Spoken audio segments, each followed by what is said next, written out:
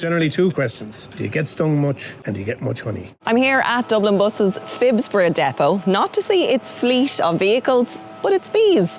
All 250,000 of them. It was waste ground at the back here of the depot. I just thought this is an ideal opportunity with biodiversity on the up-and-coming rise of different companies, that we'll put this idea forward. And it would be a great opportunity if we got to beehives in every garage.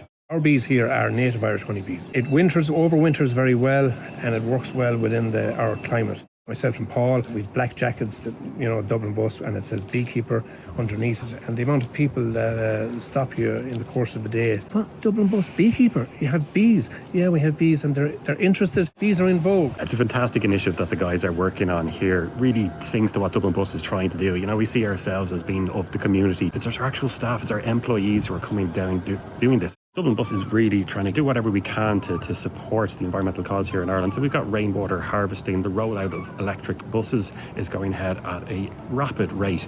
And this is just another one of those little things that we can do to support. Last year we ran at about 400 pots. The year before was an extremely good year. We had 800 pots. I wouldn't exactly say it's a fight for the honey. We do try and keep it very civilised. I run a raffle every year. It's a lucky dip, as you will.